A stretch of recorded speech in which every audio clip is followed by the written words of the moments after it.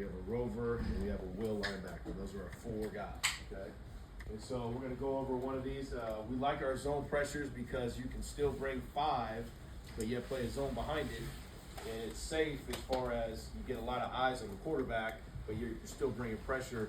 Whereas we still have man pressures as well, but sometimes those can be expensive if a DB falls down or something like that, clips a heel, and now it's a huge play. Where if you pressure in a zone, then if he falls down, you got others that have their eyes on the ball and can get it on the ground quickly, okay? So we do run quite a bit of these fire zones. All right, so this one right here, shark zone. Again, like I said, out of our 3-4 here, it's really good for teams that are big zone read team, okay? So you see those guys in the shotgun, and then they ride this out, reading the edge defender. If he chases, then he wants to pull it. All right, so in this one, we have both things handled. So we can come, each coach is going to talk about their specific areas, but this is really good against the zone read teams. All right, so I'm going to have our defensive line coach come up and talk about the front and what the coaching points are there. Then we'll have our outside backers outside backer coach Josh talk about these guys on the edges. Inside backer coach will come up and talk, and then I'll talk the back end here. So that's how we're going to work through this, okay? We good? All right, here we go. What's that? Okay. So, the best way for me to explain this pressure and how how I teach it, okay? So, it's a 5-man pressure, and we are 3 out of the 5 blitzers, okay?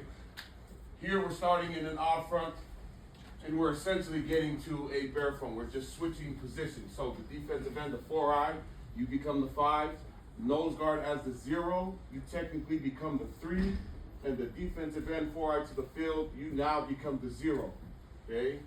As far as techniques, we call this a face slant, okay?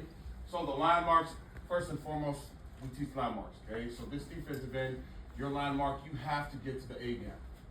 Nose guard, you have to get to the boundary A gap, and then defensive end, you're the C gap defender, you are the contained player. Okay, so you teach them line marks first and foremost.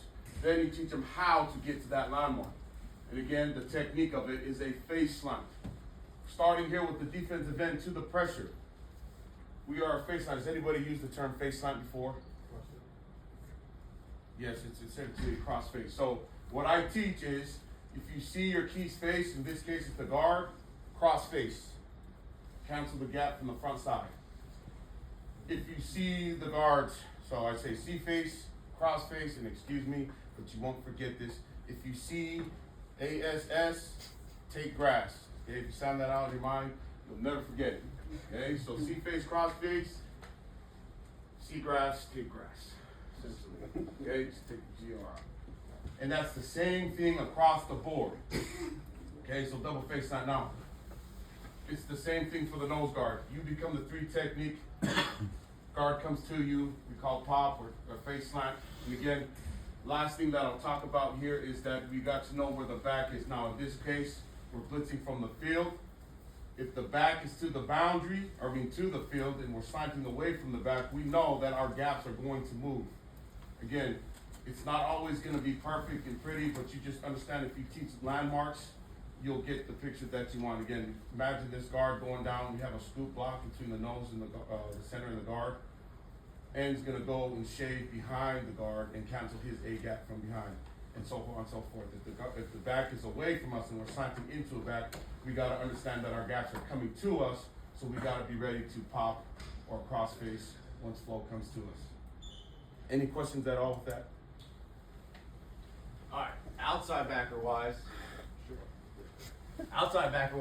that S in sharp tells us the Sam backer is coming. Okay, I'm responsible for the Sam and the Will. The Will is our boundary guy, Sam is our field guy.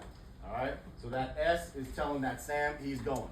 We call this pressure, this takeoff, a heel line takeoff. Heel line takeoff. All right.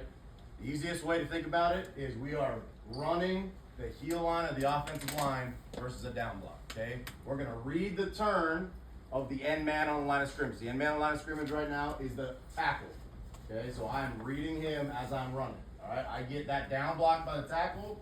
All right, and I'm running the heel line, just like Coach Dio said. If we get that zone read, I'm responsible for tackling the dive.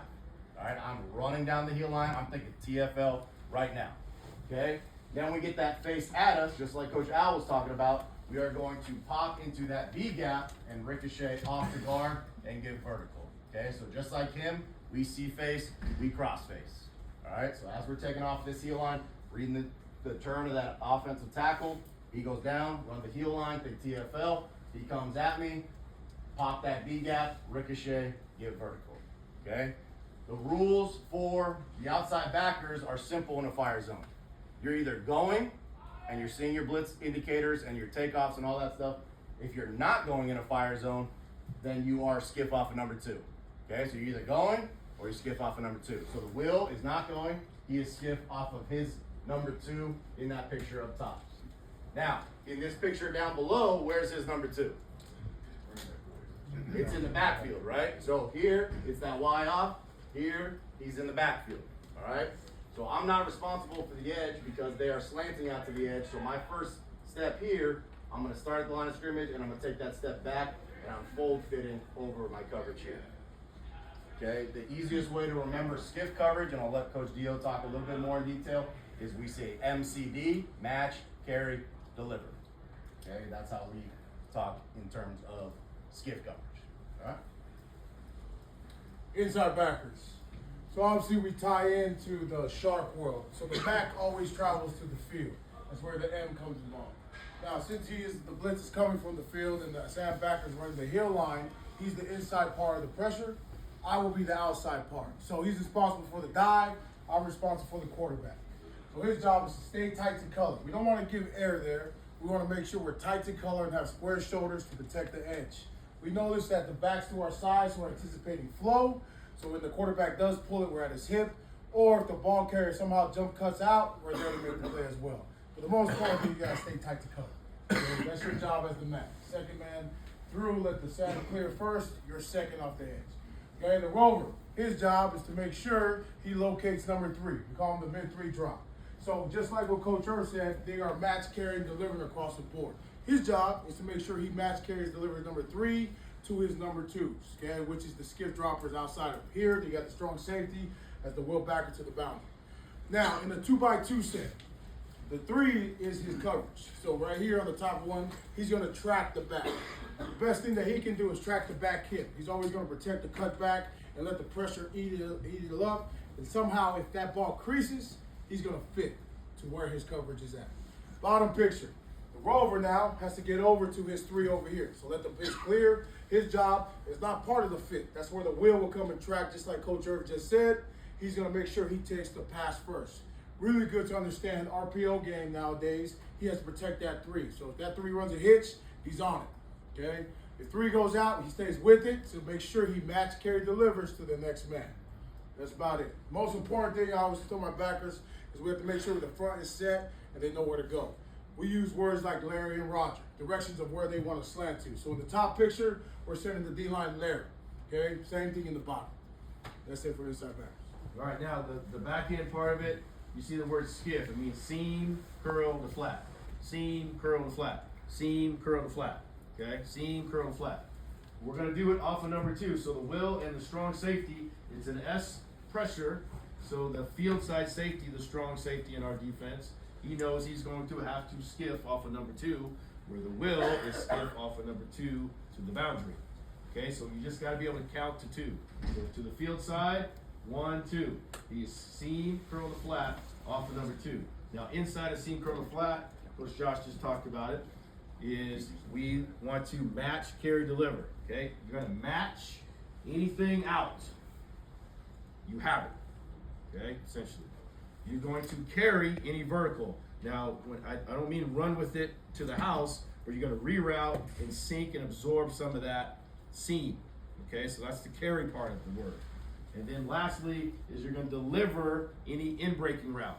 So if anything comes inside by your number 2, you're going to deliver it to the 3 dropper. So if this guy were to come inside, he's going to deliver it to the 3 dropper. If he were to come inside, he's gonna deliver, so he's gonna move with that until he gets to the 3 dropper. Now, certain formations, it could be a little wild, all right? So, if you get, let's say that here, this guy were to swing, okay, and end up being 4x1. His drop is off of 2. He has to make sure he gets all the way here, because now that's becoming his new 2, okay? So he has to deliver that.